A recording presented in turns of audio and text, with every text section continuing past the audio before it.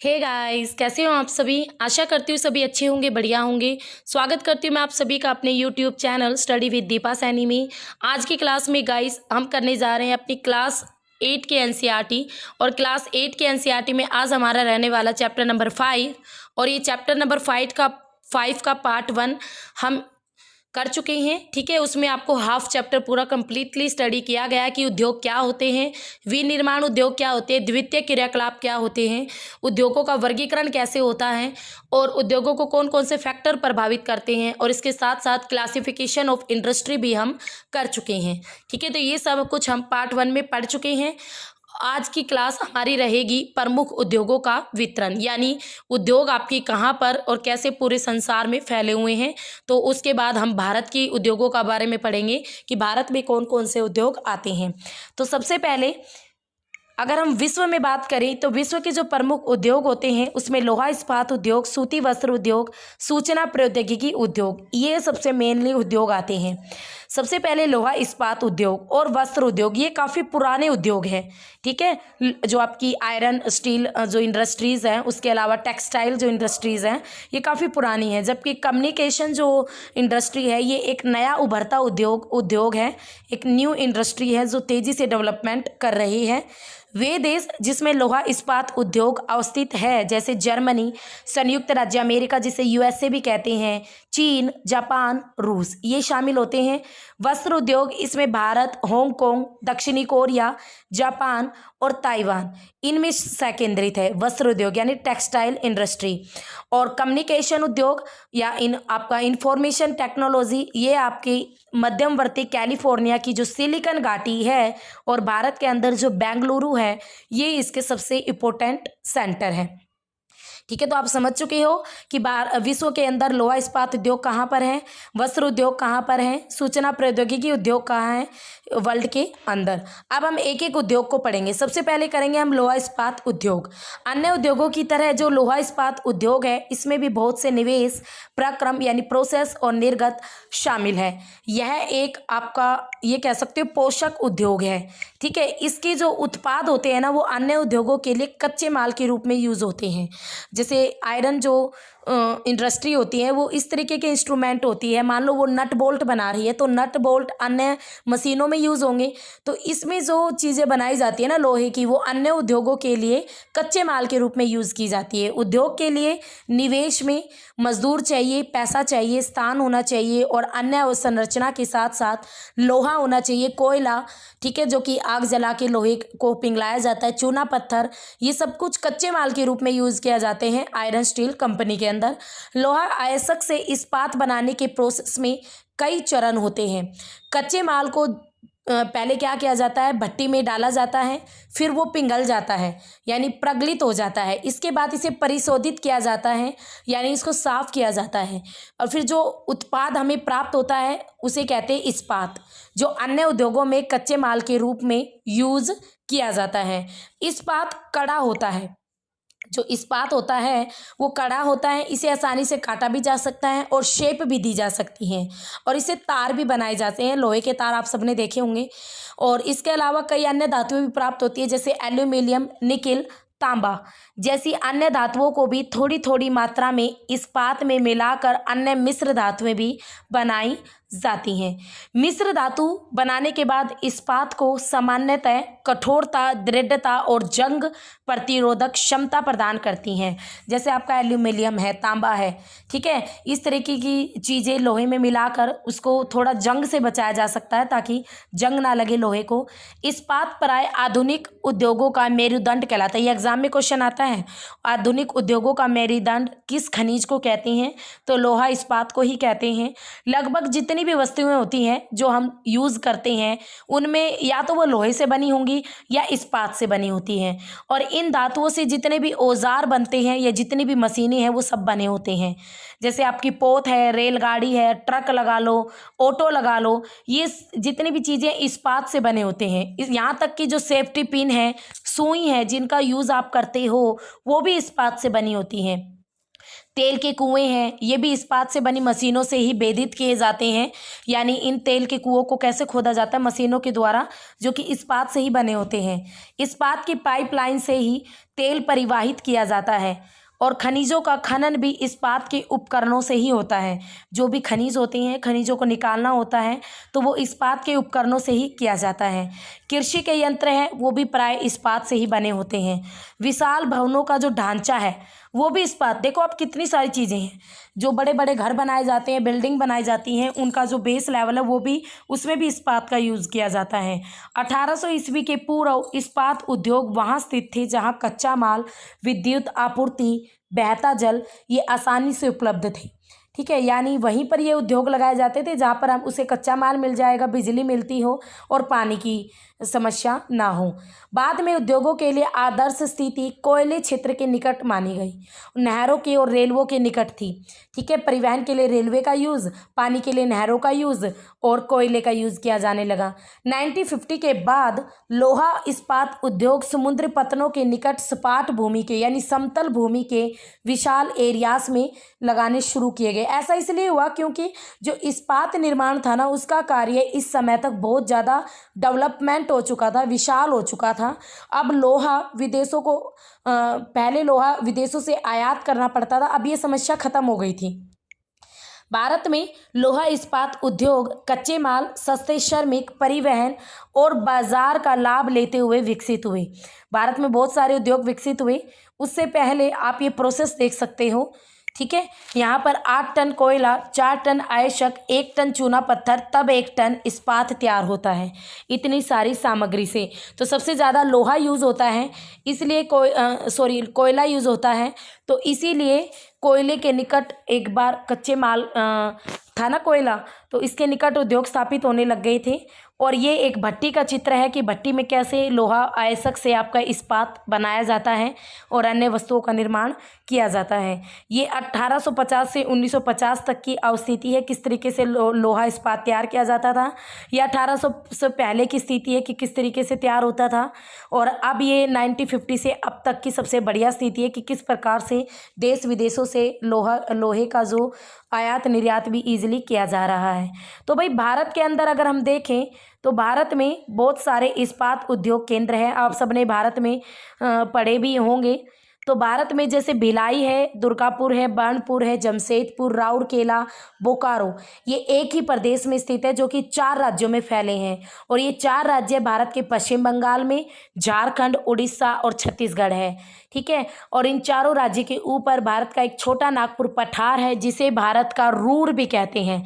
ये भी आपका एग्जाम में क्वेश्चन आता है, मोस्ट इम्पोर्टेंट है। भारत का छोटा नागपुर का पठार भारत का रूर कहलाता है। क्यों? क्योंकि बहुत सारे खनिज पाए जाते हैं वहाँ पर। ठीक है, इसके साथ साथ विजयनगर जो कि कर्नाटक में है, विशाखापट्टनम आंध्र प्रदेश में, सेलम तमिलनाडु में और अन्य महत्वपूर्ण इस्पात के केंद्र भी हैं जो कि स्थानीय संसाधनों का यूज़ कर रहे हैं। सबसे पहला आता है जमशेदपुर। जमशेदपुर 1947 से पहले भारत में केवल एक इस्पात का कारखाना था, Tata iron and steel company limited, जिसको शॉर्ट फॉर्म में टिस्को के नाम से भी जानते थे, TISCO, टिस्को। ये एक निजी स्वामित्व में क्षेत्र था, यानी एक आपका पब्लिक सेक्टर में प्राइवेट सेक्टर का था। और फ्रीडम के बाद सरकार ने यह कार्य अपने हाथों में ले लिया और बहुत से लोहा इस्पात संयंत्र विकसित किए गए। झारखंड में स्वर्ण रेखा रिवर भी है और खरखोई नदियों के संगम के समीप भी साकची नामक स्थान पर 1907 में टिस्को की शुरुआत की गई थी। तो जो Tata iron and steel company 1907 में टिस्को की शुरुआत कहाँ की गई थी? स्वर्ण रेखा और खरखोई नदी के संगम पर साकची नामक स्थान पर। किस एरिया में, किस स्थान पर भाई? साकची। साकची को आप याद रखोगे। बाद में साकची का नाम बदलकर जमशेदपुर कर दिया गया। ठीक है, आप जमशेदपुर पढ़ रहे हो ना, तो साकची का ही नाम बदलकर, यानी जमशेदपुर का पुराना नाम साकची। भौगोलिक रूप से जमशेदपुर देश में लोहा इस्पात केंद्र का या सर्वाधिक सुविधाजनक एरिया पर ये स्थित है। ठीक है, तो यहाँ पर देख लो, ये पूरा का पूरा जो दिया गया है डायग्राम, ये आपका जमशेदपुर में लोहा इस्पात उद्योग की अस्तित्व को दिखाता है। ये टाटा इस्पात कार्य यहाँ पर होता है, ठीक है। टाटा मुख्य अस्पताल भी है, हवाई पतन भी है यहाँ पर, साक्षी ये जगह का नाम। उसके अलावा स्वर्ण रेखा रिवर, ये ब्लू कलर की जो लाइन दिख रही है स्वर्ण रेखा रिवर। टाटा नगर रेलवे स्टेशन भी है यहाँ पे, टेक्टो कॉलोनी, यहाँ पे मजदूर वगैरह, यानी ये पूरा एरिया ऐसा है कि सारी की सारी एक उद्योग को स्थापित करने के लिए जितनी चीज़ें चाहिए सारी की सारी यहाँ पर स्थापित हैं। नेक्स्ट आता है, साक्षी को कई कारणों से इस्पात संयंत्र स्थापित करने के लिए चुना गया था। वो कारण कौन कौन से हैं वो आप देख लो। यह जो स्थान है वो बंगाल नागपुर रेल मार्ग पर काली माटी स्टेशन से मात्र 32 किलोमीटर की दूरी पर था।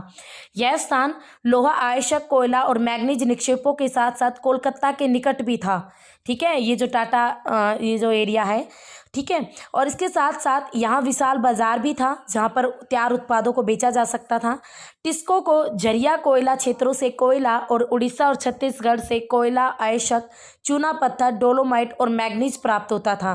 खरकोई और स्वर्ण रेखा नदियों से पर्याप्त जल की आपूर्ति हो जाती थी, नदियों से जल मिल जाता था और सरकारी प्रोत्साहनों से पूंजी भी मिल जाती थी, लोन वगैरह होके अच्छा खासा पैसा भी मिल जाता था।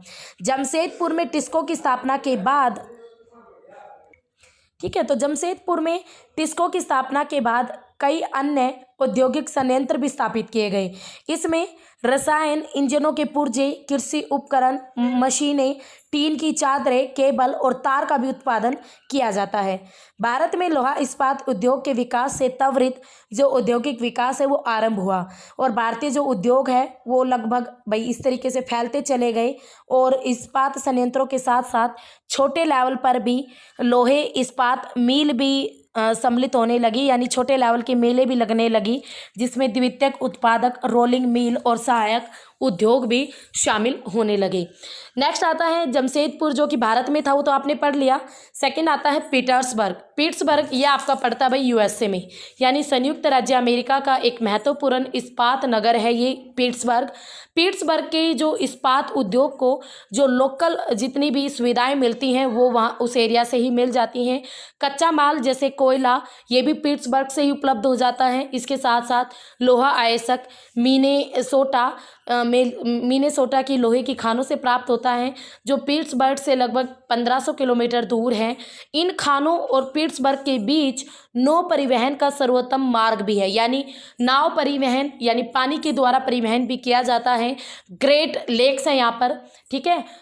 यूएसए और कनाडा के बीच 5 महान झीलें भी हैं, ईरी, ओंटारियो, बहुत 5 झीलों के नाम हैं, ट्यूगन, मिशिगन, ठीक, और इस तरीके की सुपीरियर। तो ये 5 झीलें हैं कनाडा और यूएसए के बीच और इनसे ही नौ परिवहन होता है और यह आवश्यक के नौ परिवहन के लिए एक सस्ता मार्ग है। ग्रेट लेक से पीट्सबर्ग क्षेत्र तक लोहा आवश्यक रेलगाड़ियों द्वारा लाया जाता है। ओहियो, मोनोगहेला, एलगनी नदियों से पर्याप्त पानी भी यहाँ उपलब्ध हो जाता है। आज पीट्सबर्ग में बहुत कम बड़ी इस्पात मिल है। ये मिल पीट्सबर्ग के ऊपर मोनोगहेला और एलगनी नदी की घाटियों में और पीट्सबर्ग के जो नीचे ओहियो नदी के सहारे स्थित है। यानी पूरा डिटेल से बताया गया कि पीट्सबर्ग को पानी कहाँ से मिलता है और अन्य सुविधा किस तरीके की कैसे कैसे प्राप्त होती है। परिष्कृत इस्पात स्थल और जल दोनों मार्गों द्वारा बाजार में भेजा जाता है। पीट्सबर्ग क्षेत्र में इस्पात मिलों के अतिरिक्त कई अन्य कारखाने भी आते हैं। ये रेल पटरी उपकरण और भारी मशीनों के उत्पादन में इस्पात का प्रयोग कच्चे माल के रूप में करते हैं। इसके साथ साथ ये तो था पीट्सबर्ग में किस तरीके से आपका इस्पात नगर है, ये कैसे कैसे यहाँ लोहा इस्पात से संबंधित कारखाने हैं, उद्योग हैं। नेक्स्ट आता है सूती वस्त्र उद्योग धागे से कपड़े की बुनाई की एक प्राचीन कला है, एक पुरानी कला है कि किस प्रकार एक धागे से कपड़ा बनता है। कपास, ऊन, सिल्क, जूट और पटसन इन सब का यूज वस्त्र निर्माण में होता है। उद्योग में लाए गए जो कच्चे माल के आधार पर वस्त्र उद्योग का वर्गीकरण भी किया जाता है। यानी कच्चे माल के आधार पर जो वस्त्र होते हैं उनको भी क्लासिफिकेशन किया जाता है। रेसे वस्त्र उद्योग के कच्चे माल हैं, ठीक है। यानी रेसा क्या है, इस प्रकार के उद्योगों के लिए एक तरह का कच्चा माल है। रेसे प्राकृतिक यानी नेचुरल और मानव निर्मित दोनों हो सकते हैं। प्राकृतिक जो रेसे होते हैं वो ऊन, सिल्क, कपास, लिनन और जूट से प्राप्त किए जाते हैं, और मानव निर्मित रेसों से नायलॉन, पॉलिएस्टर, एक्रिलिक और रेयन, ये सब कुछ शामिल होता है मानव निर्मित रेशों में। सूती वस्त्र उद्योग विश्व के पुराने उद्योगों में से एक है, प्राचीनतम उद्योगों में से एक है। 18वीं सदी की औद्योगिक क्रांति एक सूती वस्त्र हस्तकताई तकनीकों और हथकरघों से बनाया जाता था। 18वीं शताब्दी में 18वीं शताब्दी में पावर लूम ने पहले ब्रिटेन में और बाद में विश्व के अन्य दूसरे देशों में सूती वस्त्र उद्योग के विकास को आगे बढ़ाया। आज भारत, चीन, जापान और यूएसए ये सारे के सारे सूती वस्त्र के महत्वपूर्ण उत्पादक हैं। भारत में अति उत्तम गुणवत्ता के सूती वस्त्र उत्पादन करने की गौरवपूर्ण परंपरा रही है। ब्रिटिश शासन से पहले हाथ से कटे हुए और हाथ से बुने हुए वस्त्रों का एक विस्तृत भारतीय बाजार था। यानी जब तक अंग्रेज भारत में नहीं आए थे ना, तब तक भारत में भाई बहुत ये लगा लो, लोग हाथों से बने हुए कपड़े यूज़ करते थे और हैंडलूम चीज़ें यूज़ होती थी, जिनका अब हरियाणा में फरीदाबाद में सूरजकुंड में मेला भी लगता है। वहाँ पर हैंडलूम आपको काफ़ी दुपट्टे और कपड़े, साड़ियाँ वगैरह सब कुछ, कालीन, बहुत कुछ देखने को मिल जाता है, ठीक है। जो ढाका का मलमल, अब देखो ये कुछ है, ये आपके लिए मोस्ट इंपॉर्टेंट है, एग्जाम में ये पूछे जाते हैं तो आपको ये पता होना चाहिए। फॉर एग्जांपल जैसे ढाका का मलमल, जो ढाका का मलमल है, मसूलीपट्टनम की छीट, कालीकट के कैलिको और बुरहानपुर और सूरत और वडोदरा के जो सुनहरी जरी के काम वाले सूती वस्त्र हैं, ये अपनी गुणवत्ता और डिज़ाइन के लिए अब भी वर्ल्ड में फेमस है, ठीक है। तो आपको याद रखना है ढाका की मलमल के बारे में, और सूरत और वडोदरा के सुनहरी जरी के सोने के तार वाले भी वस्त्र बनते हैं वहाँ पर सूरत और वडोदरा के अंदर, तो ये गुजरात में पड़ते हैं। लेकिन हाथ से बने हुए होने के कारण सूती वस्त्र का जो उत्पादन है वो महंगा होता है और बनने में अधिक टाइम लेता है। इसलिए परंपरागत सूती वस्त्र उद्योग वेस्टर्न के नए वस्त्र मिली से प्रतिस्पर्धा नहीं कर सका, क्योंकि जो पश्चिमी देशों की ओर से यानी यूरोप की ओर से जो कपड़ा आया वो सस्ता भी था और टिकाऊ भी था, और उसको क्योंकि वो मशीनों से बना था, उसको बनाने में टाइम भी कम लगा था, ठीक है। जो सस्ते और अच्छी गुणवत्ता वाले वस्त्रों का निर्माण यंत्रीकृत औद्योगिक यूनिटों में करते थे। अब यहाँ पे आपका क्वेश्चन आता है सबसे पहला, भारत में सबसे पहली सफल यंत्रीकृत वस्त्र मिल मुंबई में लगाई गई थी भाई, 1854 में इसे स्थापित किया गया था। तो आपको याद रखना, ये एग्जाम में पूछी जाती है कि भारत में पहली सफल सूती वस्त्र की मिल कहाँ पर लगाई गई और कब, तो 1854 और मुंबई में। ये आपका नेट ज्योग्राफी में भी पूछा जा चुका है और पीजीटी ज्योग्राफी में भी और टीजीटी ज्योग्राफी में, तो तीनों लेवल्स के लिए ये क्वेश्चन मोस्ट इंपॉर्टेंट है, ठीक है। कोष्ण आर्द्र जलवायु और मशीन आयात के लिए पतन, कच्चे माल की उपलब्धता और दक्ष श्रमिक, यानी ऐसे वैसे श्रमिक इस तरीके के कामों में नहीं चलते, जिन श्रमिकों को अच्छा ज्ञान होता है उन्हीं को यूज़ किया जाता है, और इस उद्योग के फैलाव में ये सब चीज़ें। प्रारंभ में यह उद्योग महाराष्ट्र और गुजरात राज्य में अनुकूल आर्द्र और जलवायु के कारण पनपा, क्योंकि जो धागा है ना उसको है ना थोड़ी उष्ण और आर्द्र यानी गर्म और नमी वाली जलवायु चाहिए, ताकि वो सूखे भी ना और टूटे भी ना। आर्द्र जलवायु इसलिए ताकि उसमें थोड़ी बहुत नरमाहट बनी रहे और धागा जल्दी जल्दी ना टूटे। तो ऐसी जलवायु के कारण महाराष्ट्र राज्य और गुजरात में भारत में यह उद्योग पनपा। लेकिन वर्तमान में जो आर्द्रता है वो कृत्रिम रूप से भी अब उत्पन्न की जाने लगी और कच्ची कपास शुद्ध होती है और वस्त्र उत्पादन प्रक्रिया में इसका वजन भी कम नहीं होता। इसलिए यह उद्योग अब विश्व के और भारत के भी अलग अलग एरियाज में फैल गया है। भारत में अगर हम बात करें तो भाई कोयम्बटूर, कानपुर, चेन्नई, अहमदाबाद, मुंबई, कोलकाता, लुधियाना, पुदुचेरी और पानीपत, ये कुछ अन्य महत्वपूर्ण केंद्र हैं। तो पानीपत से तो भाई मेरा ससुराल है, मैं भी बिलोंग करती हूँ, ठीक है। तो पानीपत, तो ये सारे के सारे अन्य महत्वपूर्ण उद्योग हैं। पानीपत को अपने कपड़े उद्योग के कारण बुनकरों का शहर के नाम से भी जाना जाता है। किस नाम से? बुनकरों का शहर। पानीपत को बुनकरों का शहर के नाम से भी जाना जाता है। ये एग्जाम में भी पूछा जाता है कि बुनकरों का शहर किसे कहा जाता है। ऑप्शन में आपको पानीपत देखने को मिलेगा, ठीक है, समझ गए। नेक्स्ट आता है अहमदाबाद। अहमदाबाद गुजरात में साबरमती नदी के तट पर स्थित है। एग्जाम में सीधा क्वेश्चन आता है यही कि जो अहमदाबाद है वो किस नदी के तट पर है, तो साबरमती। 1859 में यहाँ सबसे पहली सूती वस्त्र स्थापित की गई थी मिल अहमदाबाद के अंदर। अगर आपसे भारत की सबसे पहली पूछी जाए तो वो गुजरात आएगा 1854 में। अगर आपसे अहमदाबाद में पूछी जाए तो 1859 में आएगा। ठीक है, तो यथाशीघ्र ही जो मुंबई के बाद भारत का दूसरा सबसे बड़ा वस्त्र निर्माता नगर बन गया अहमदाबाद। तो भारत का सबसे बड़ा सूती वस्त्र निर्माता कौन है? मुंबई है। सेकंड नंबर पर आता है अहमदाबाद। अहमदाबाद को भारत का मानचेस्टर भी कहा जाता है। क्यों? अनुकूल अवस्थिति कारक अहमदाबाद में सूती वस्त्र उद्योग के विकास में सहायक रहे थे।